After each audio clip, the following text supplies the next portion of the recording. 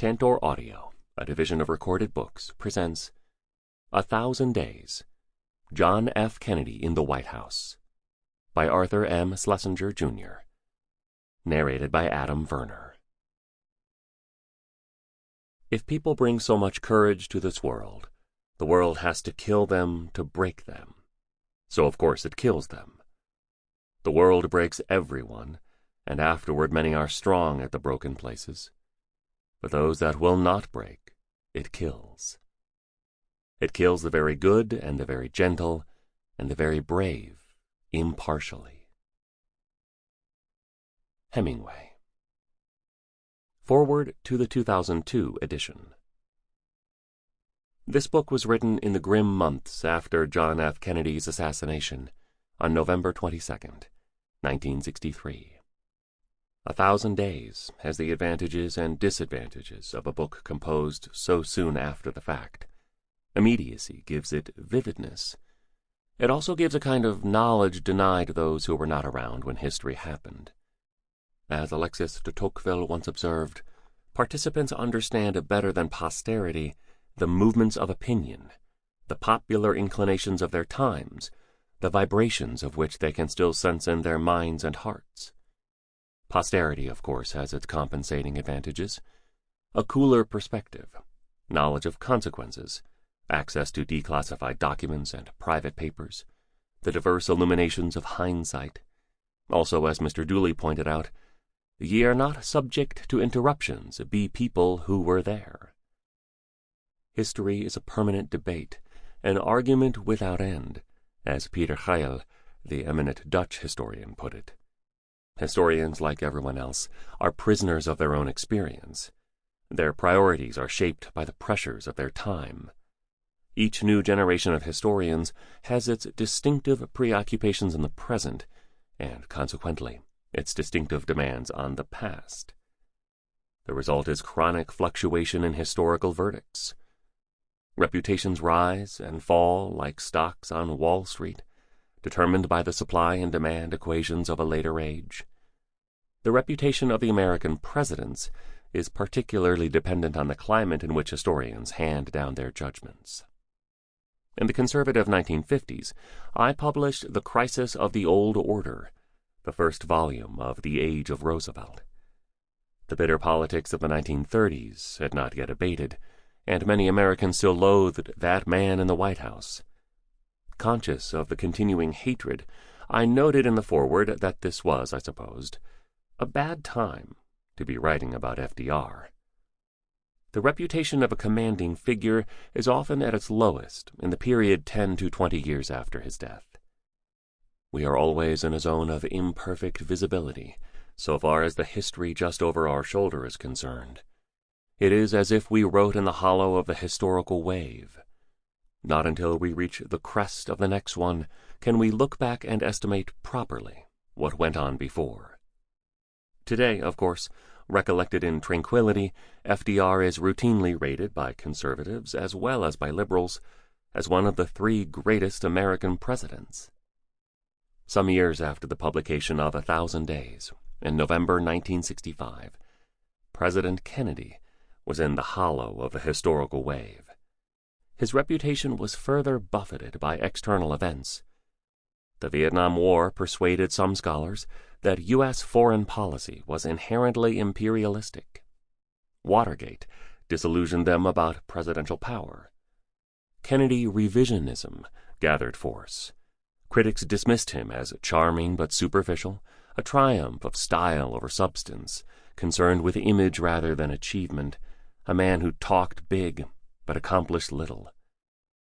In the darker version, Kennedy became an incorrigible philanderer, a reckless risk-taker in both private and public life, a bellicose fellow who ordered the assassination of foreign leaders, almost provoked a nuclear war with the Soviet Union, plunged the nation into the Vietnam morass, and, between needless international crises, turned the White House into a virtual bordello.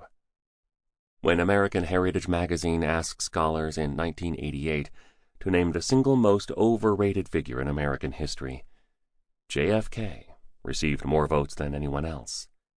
One historian summed up the revisionist cause. His public relations approach to the presidency was an almost total disaster for the nation. The revelations of his private life have added more tarnish to the once golden image. Revisionism, it should be said, did not affect popular admiration of Kennedy.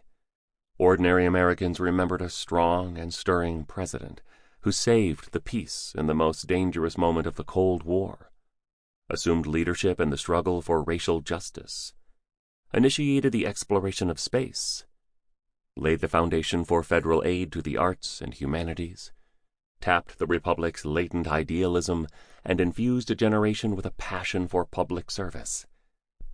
They cherished the idea of Camelot and its brief, shining hours. And recent years have seen a perceptible recovery of Kennedy's reputation among scholars. This is partly due to the passage of time. We are now on the crest of the next wave. And it is especially due to the documentation of Kennedy's leadership in the Cuban Missile Crisis in The Kennedy Tapes, 1997, edited by Ernest May and Philip Zelikow. Their 3-volume set, The Presidential Recordings, John F. Kennedy, The Great Crises, 2001, further enhances Kennedy's standing as a calm, thoughtful, resolute, and above all, substantive president. He glittered when he lived, and the whole world grieved when he was killed. Grief nourishes myth. The slain hero, robbed of fulfillment by tragic fate, is the stuff of legend. Myth breeds counter-myth. With the perspective of 40 years, we can perhaps disentangle myth and reality. Let us first dispose of Camelot. JFK had gone to Choate and Harvard with Alan J. Lerner. He liked Lerner, and he liked the songs Lerner wrote with Frederick Lowe for the popular 1960 musical. But during his lifetime, no one spoke of Kennedy's Washington as Camelot. Had anyone done so, no one would have been more derisive than JFK. Nor did those of us around him see ourselves for a moment as Knights of the Round Table. You will note the absence of Arthurian allusions in the text that follows. Camelot was Jacqueline Kennedy's grieving thought to the journalist Theodore H. White a week after her husband was killed. She thereby launched a myth that time turned into a cliché. Later, she told John Kenneth Galbraith that she feared she had overdone Camelot. For that matter, King Arthur's Camelot was hardly noted for marital constancy, and concluded in betrayal and death. Then a word about the 1960 election. A recurrent myth is that the Kennedys stole the election in Illinois, and that Richard Nixon's finest hour was his patriotic refusal to upset the nation by contesting the result. In fact, Illinois was not crucial to Kennedy's victory. Had he lost Illinois, Kennedy still would have won the Electoral College and the presidency by 270 to 246. And if Mayor Richard Daley's men stole votes in Cook County, Republicans stole votes downstate. The state electoral board, 4-1 Republican, voted unanimously to certify the Kennedy electors. An associated myth is that Joseph P. Kennedy made a deal in the winter of 1959-60 with a Chicago gangster named Sam Giancana to use trade unions under mob control to turn out the Chicago vote for his son.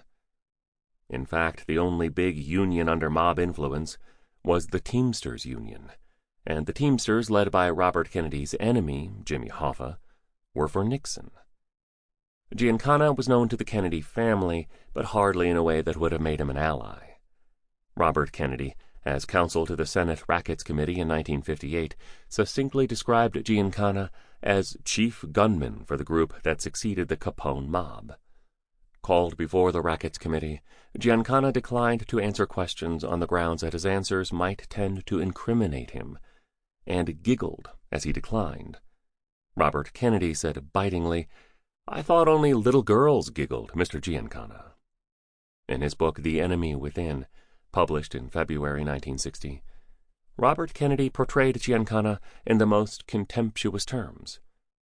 The idea is preposterous that a shrewd and experienced man like Joe Kennedy would make a deal with Sam Giancana and would regard the gangster and not Dick Daley as the key to Chicago politics.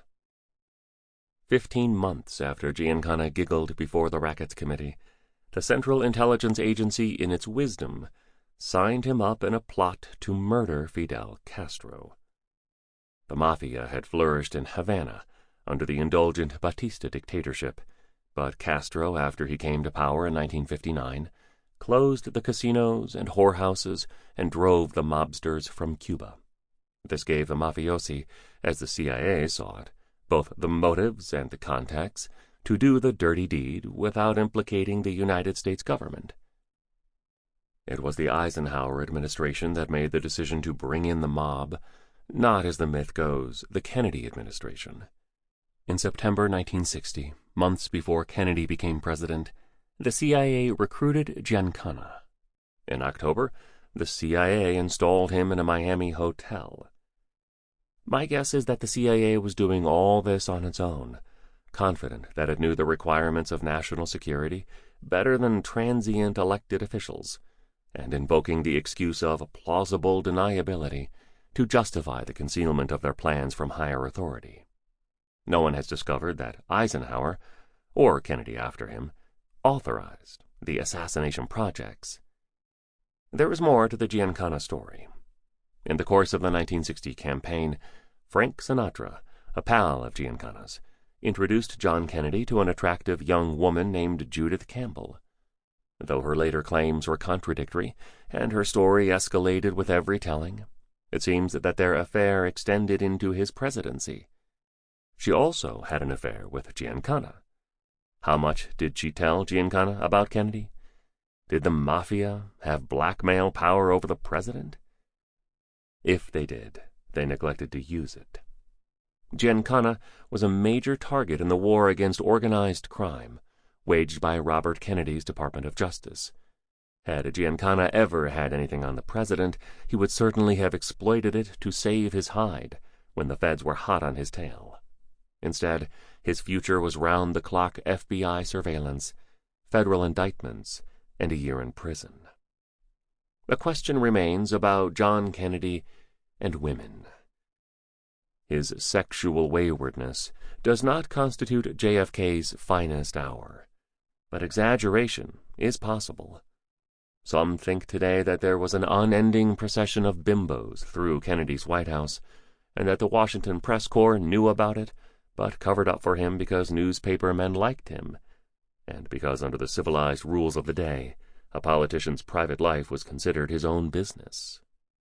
Vague rumors about JFK and women did waft about Washington from time to time, but as one who worked in the White House, I never saw anything untoward.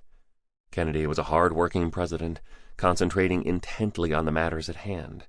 At no point in my experience did any preoccupation with women interfere with his conduct of the public business, apart from Caroline crawling under the presidential desk. Lest this ignorance be attributed to the invincible innocence of a professor, let me call another witness, that hard-bitten reporter Ben Bradley, then head of the Newsweek bureau in Washington, later the brilliant editor of the Washington Post.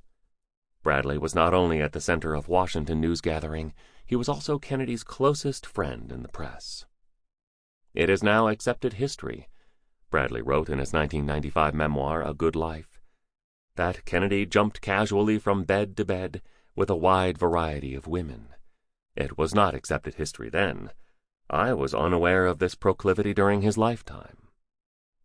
Who can really know about anyone else's sex life, unless one of the partners talks, or compromising letters turn up, or a third person is in the bedroom? An unlikely circumstance. No one can be certain what may have gone on between consenting adults. All this does not prevent sensation mongers writing with awesome certitude about the sex lives of famous people. Nor can outsiders pronounce on the inwardness of a marriage. My impression, shared by others from the Kennedy White House, is that JFK, for all his adventures, always regarded Jacqueline with genuine affection and pride. Their marriage never seemed more solid than in the later months of 1963. One sometimes hears the argument that recklessness in private life leads to recklessness in public life. But history shows no connection between private morals and public behavior. Martin Luther King Jr., for example, had wayward and sexual habits, but was all the same a tremendous moral force for his people and for his nation.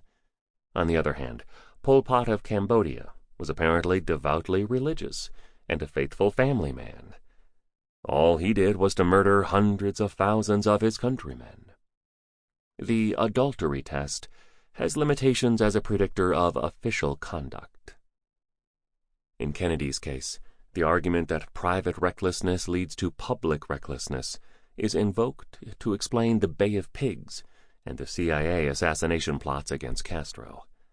But these were initiatives of the Eisenhower administration, and no one has accused Ike of a reckless private life, at least since the Second World War.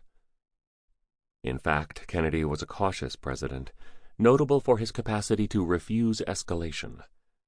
When the Bay of Pigs invasion appeared to be failing, though under pressure from the military and the CIA to send in American forces, Kennedy declined to do so, as he later declined escalation in the Berlin crisis of 1961 and the missile crisis of 1962. The missile crisis was not only the most dangerous moment in the Cold War, it was the most dangerous moment in all human history.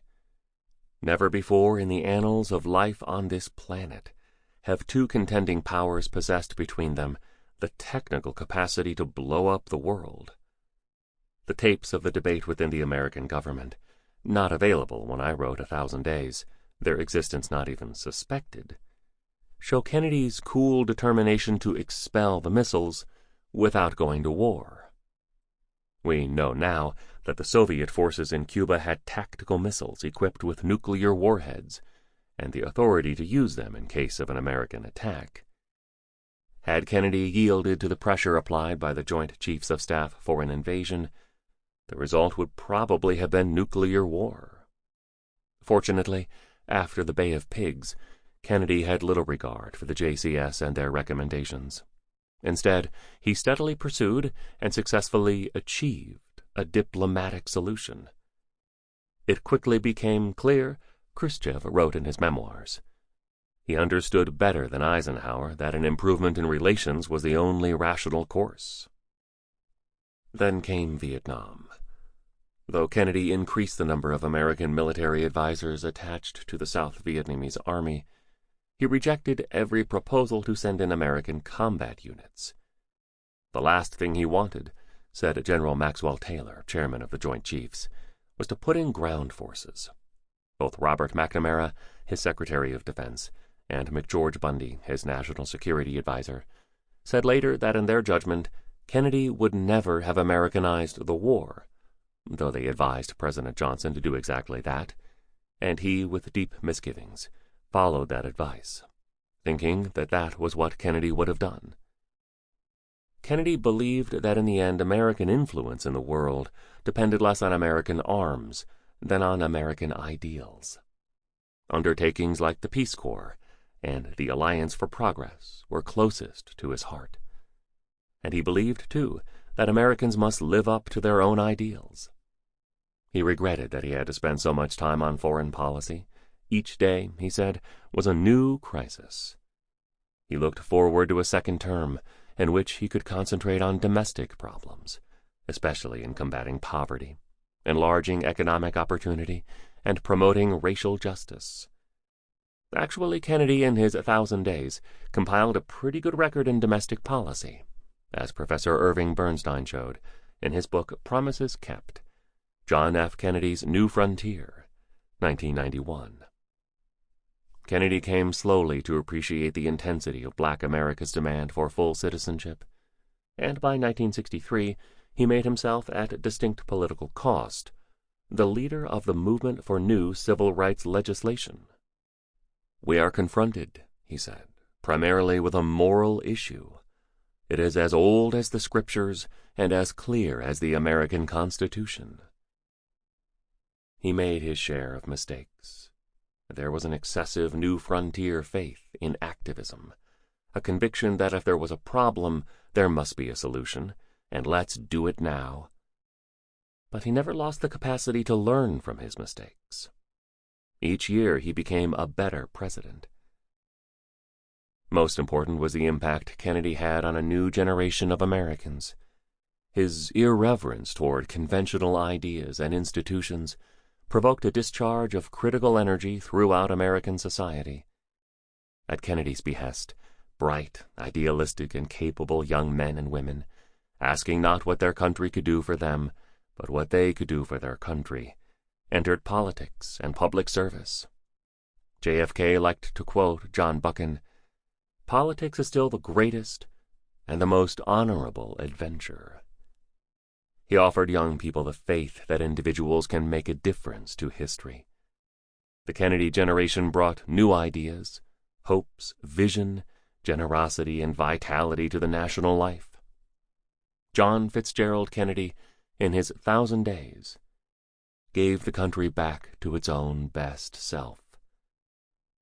And he taught the world that the process of rediscovering America was not over. Arthur M. Schlesinger, Jr. Foreword. This work is not a comprehensive history of the Kennedy presidency. It is a personal memoir by one who served in the White House during the Kennedy years. A personal memoir, at best, can offer only a partial view.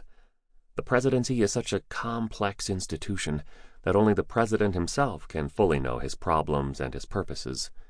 John Fitzgerald Kennedy had intended to write the history of his own administration. No one else will ever be able to achieve the central, the presidential, perspective on these years. Even the public official closest to Kennedy, then the Attorney General of the United States, looking at the White House papers after his brother's death, was astonished at the variety of presidential issues he had not known about before. A presidential associate, moreover, inevitably tends to overrate the significance of the things he does know about. Grace Tully, who was Franklin D. Roosevelt's personal secretary, acutely observed of the books written by the men around FDR, "None of them could know that for each minute they spent with the president, he spent 100 minutes by himself, and 1,000 more with scores of other people, to reject, improvise, weigh, and match this against that, until a decision was reached." This book, for example, deals largely with foreign affairs, and only occasionally records President Kennedy's intense feeling about his own country, and his deep desire to improve the quality of life and opportunity in the United States.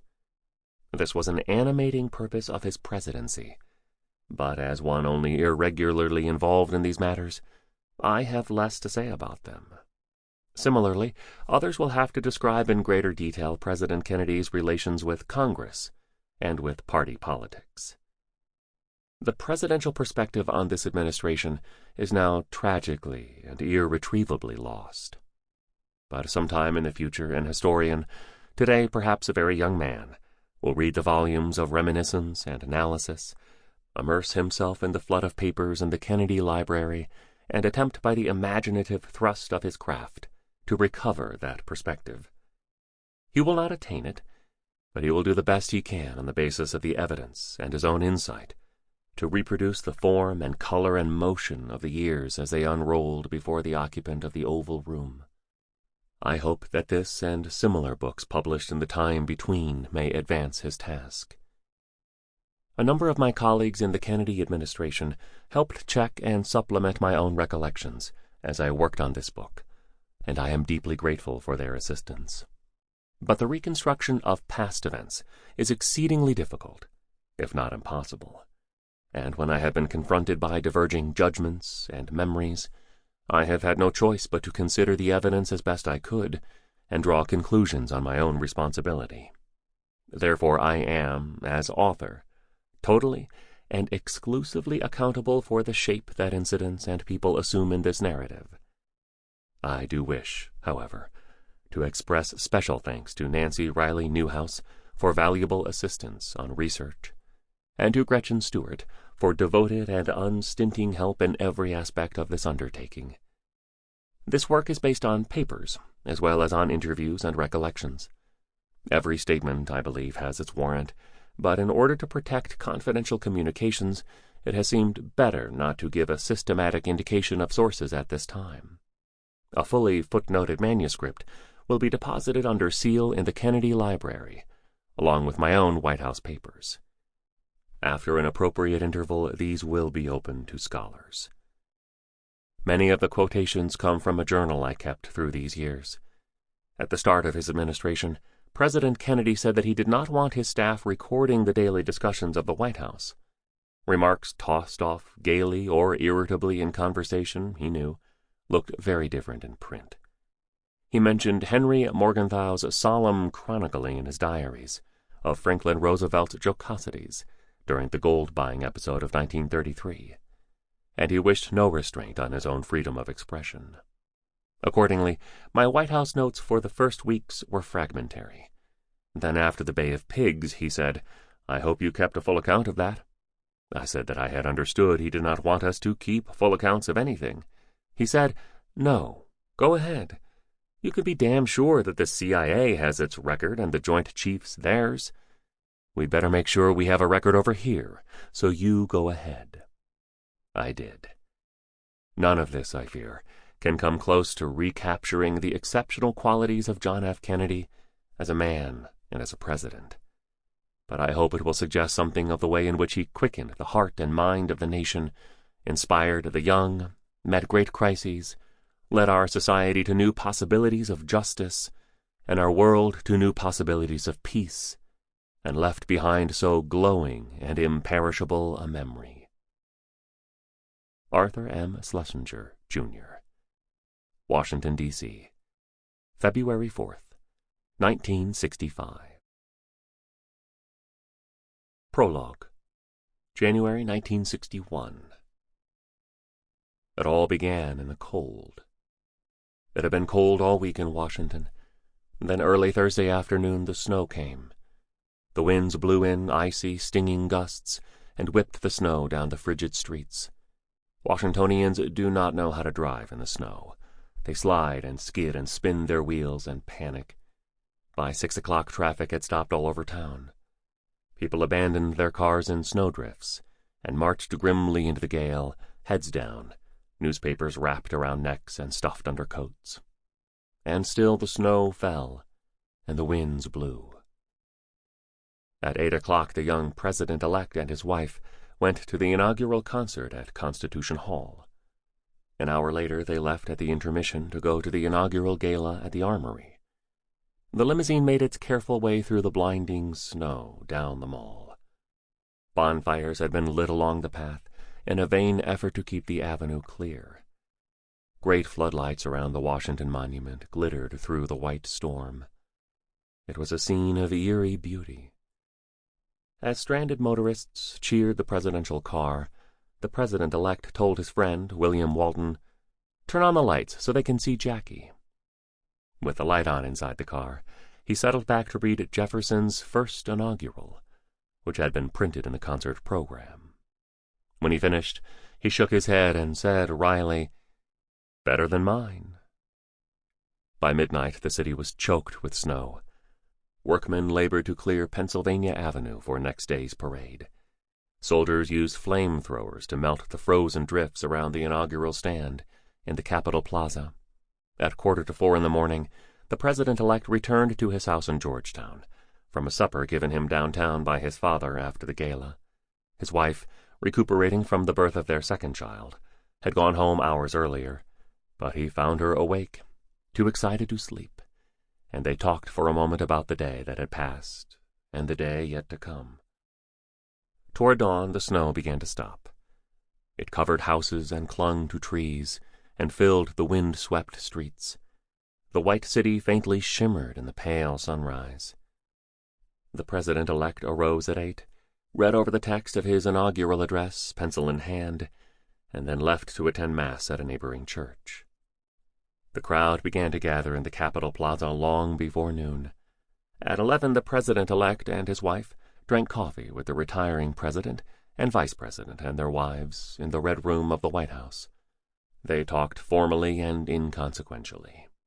In morning coats and top hats, They entered limousines to drive along the snowy streets to the Capitol. The wife... Sample complete. Ready to continue?